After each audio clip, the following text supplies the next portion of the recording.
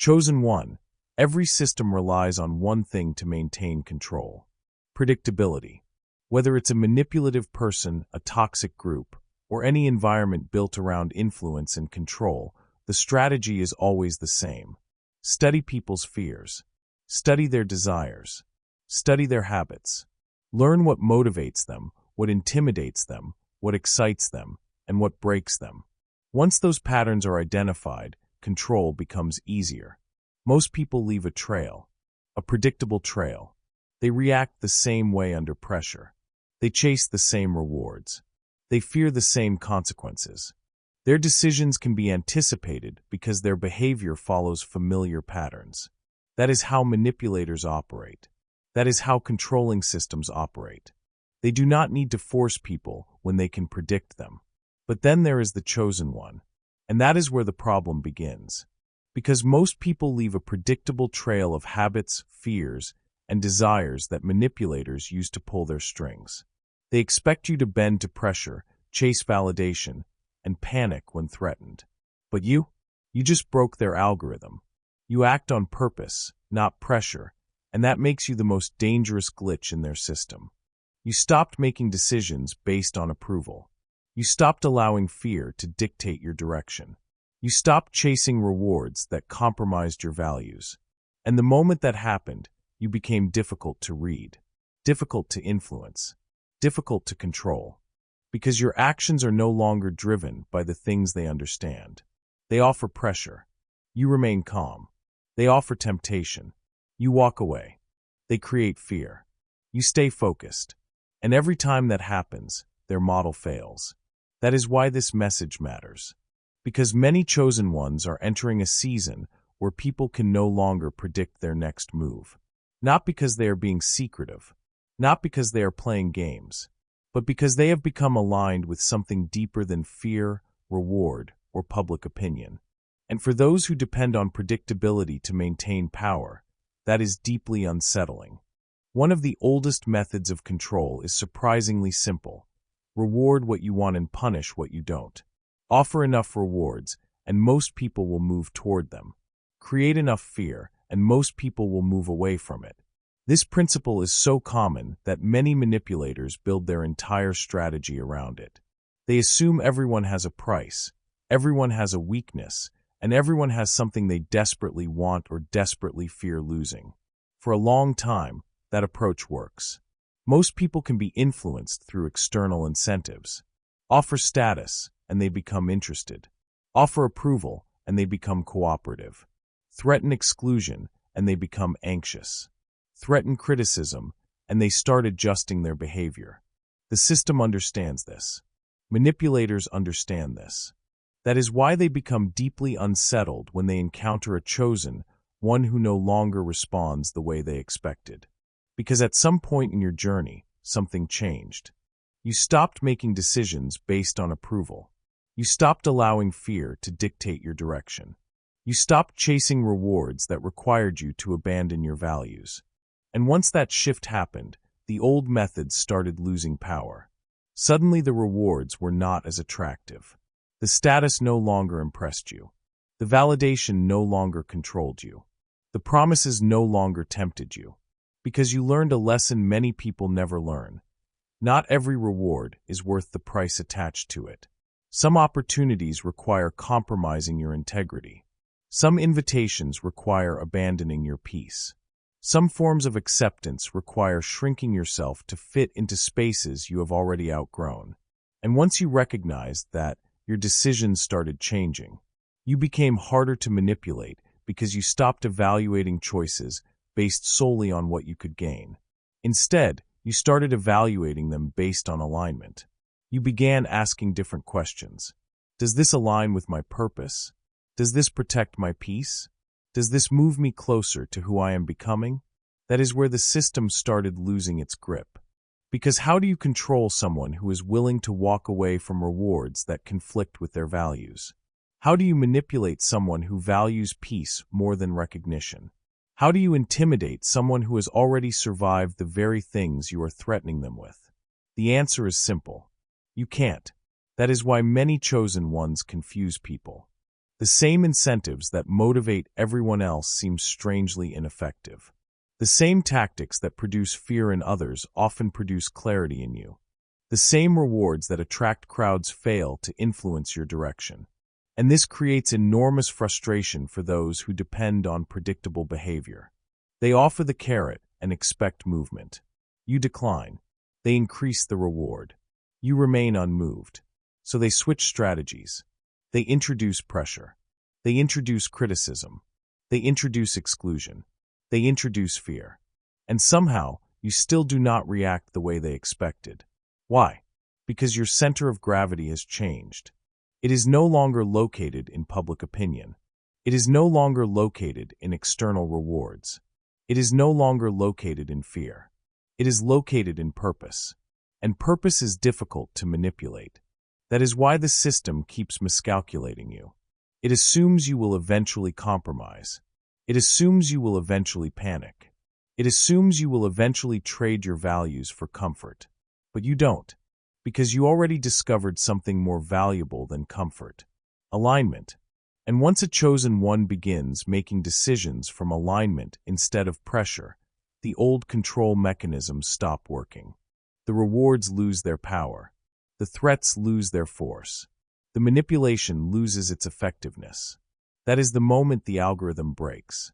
One of the greatest reasons the system can no longer predict you is because it keeps expecting you to react. It expects the emotional outburst, the panic, the breakdown, the impulsive decision that can later be used against you. Because that is how most manipulation works. Pressure is applied with the expectation that the target will eventually crack. The greater the pressure, the stronger the reaction. The stronger the reaction, the easier the person becomes to predict. But chosen one, something changed in you. You learned restraint. And restraint is one of the most misunderstood forms of power in existence. Many people mistake restraint for weakness. They assume calmness means surrender. They assume silence means fear. They assume emotional control means a lack of passion. In reality, restraint is often the highest expression of strength. Because anyone can react. Anyone can lose control. Anyone can allow circumstances to dictate their emotions. But remaining centered while pressure increases requires mastery. And that mastery completely disrupts the expectations of those trying to control you. Think about how many situations were designed to provoke a reaction. People pushed boundaries. They spread rumors. They tested your patience. They attempted to create confusion. They expected you to respond emotionally because emotional people become predictable. Instead, you became still. Not because you didn't notice what was happening. Not because you were unaware. But because you understood something important. Every reaction reveals information. Every emotional outburst gives the observer data. Every impulsive response creates a trail that can be studied, anticipated, and manipulated later. So instead of reacting immediately, you started observing. Instead of exploding, you started evaluating. Instead of rushing into action, you created space between the pressure and your response. That space became your power. Because within that space, something remarkable happens. The emotion settles. The noise fades. The manipulation becomes visible. The agenda reveals itself. And suddenly the situation looks completely different. That is why restraint short-circuits so many manipulative strategies. The person applying pressure expects urgency. You bring patience. They expect panic. You bring calmness. They expect confusion. You bring observation. And every time that happens, their timeline begins collapsing. Because they planned for the version of you that reacted emotionally. They planned for the version of you that chased closure. They planned for the version of you that needed validation. That version no longer exists. Now they are dealing with someone who pauses before responding. Someone who understands that emotional control is not suppression but discipline. Someone who refuses to hand over their peace simply because another person is demanding a reaction. That is incredibly difficult to predict. And it creates enormous frustration for people who rely on pressure as a weapon. Because pressure only works when it controls the target's behavior. When the target remains calm, pressure begins exposing the person applying it. The more they push, the more obvious their intentions become. The more they escalate, the more visible their desperation becomes. The more they try to provoke you, the more they reveal themselves. Meanwhile, you remain exactly where they do not want you to be, centered, focused, and emotionally disciplined. Not passive, not weak, centered. That is why your restraint has become a superpower. While everyone else is reacting to circumstances, you are responding from purpose. While others are being controlled by pressure, you are being guided by principles. And because your decisions are no longer driven by panic, fear, or emotional chaos, the system keeps making the same mistake. It keeps expecting a breakdown, and instead, it keeps finding mastery. One of the most terrifying things about a chosen one is not what they say. It is what they are willing to leave behind. Because most people have been conditioned to believe they need closure before they can move forward. They need the apology. They need the explanation. They need the final conversation. They need the dramatic ending that makes everything make sense. Manipulators understand this. In fact, they often depend on it. They know that as long as someone is waiting for closure, they still have access. As long as someone needs an explanation, they still have influence. As long as someone is emotionally attached to receiving justice from the very person who hurt them, they still have a way to keep that person trapped. That is why they become deeply unsettled when a chosen one simply walks away. Not angrily, not dramatically, just completely. Because walking away without closure is a level of independence many people never achieve. At some point in your journey, you realized something powerful. Not everyone is going to tell the truth. Not everyone is going to take accountability. Not everyone is going to explain their actions in a way that satisfies your heart. And waiting for those things can become its own prison. So you stopped waiting. You stopped chasing explanations. You stopped demanding accountability from people committed to avoiding it. You stopped negotiating with reality. And you accepted what was in front of you. Read that again. You accepted what was in front of you. Not what you hoped they would become. Not what they promised to become. Not what they pretended to be. What they actually were. That acceptance changed everything. Because the moment you stop needing closure from another person, they lose one of their greatest forms of leverage. They can no longer keep you suspended between hope and disappointment. They can no longer use confusion as a weapon. They can no longer maintain influence through uncertainty. You become free. That freedom is difficult for manipulators to understand because they assume everyone operates the way they do. They assume everyone needs the last word. They assume everyone needs validation. They assume everyone will eventually come back looking for answers. Then you don't. You move forward. You heal. You build. You grow. And that is where the panic begins.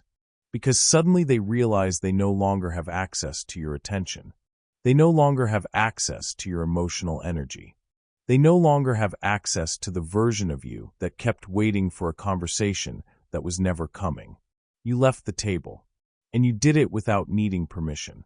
That level of independence breaks the system because the system depends on attachment. It depends on unfinished emotional loops. It depends on people staying connected to situations long after those situations have expired. You refused.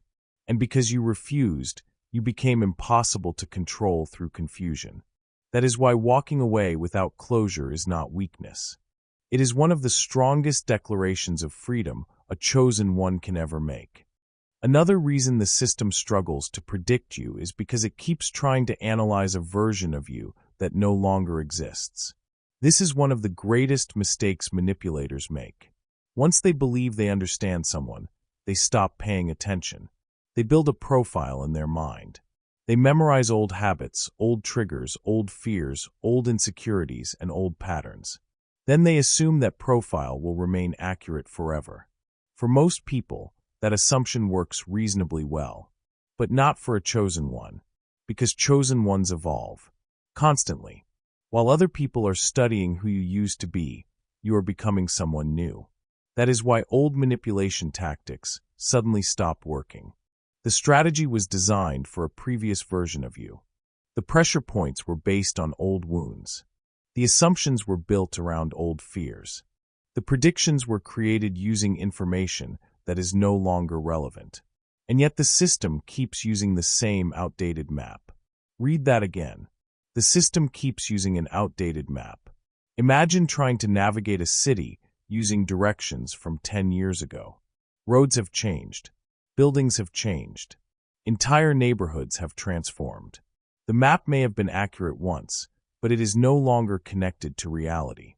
That is exactly what happens when people try to predict a chosen one.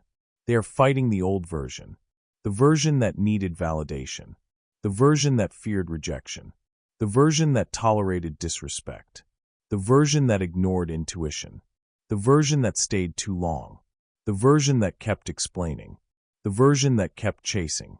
That person is gone, and because they cannot accept that reality, they keep making the same mistakes. They push buttons that are no longer connected. They apply pressure to wounds that have already healed. They attempt strategies that worked years ago, and then they become confused when nothing happens, because they are interacting with a memory, not a person. That is the power of identity evolution. You are not standing still. You are learning, adapting, growing, refining. Every challenge teaches you something. Every setback sharpens your discernment. Every difficult season strengthens your character. Every lesson creates a new version of you that is harder to manipulate than the one before. Meanwhile, your critics often remain frozen. Not physically, mentally. They keep replaying old narratives. They keep viewing you through outdated assumptions. They keep expecting the same reactions they received years ago. But growth changed the equation. That is why they often seem surprised by your decisions. They are not responding to who you are. They are responding to who they think you are. And those are two completely different people. The chosen one understands that identity is not fixed. Purpose requires evolution. Wisdom requires evolution. Healing requires evolution. Every season demands a different version of you. That is why you continue changing. Not because you are inconsistent, because you are alive, because growth is evidence of life. And the more you evolve, the more difficult you become to predict. Not through secrecy, not through manipulation, through transformation. Every year, the gap widens between who they think you are and who you have actually become. Every year, their information becomes more outdated. Every year, their assumptions become less accurate. That is why the system keeps failing. It is trying to calculate a moving target, and a chosen one committed to growth never stops moving. There is one final twist that the system never saw coming.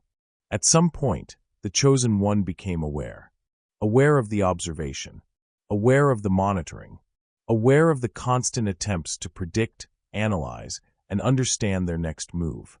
And that awareness changed everything.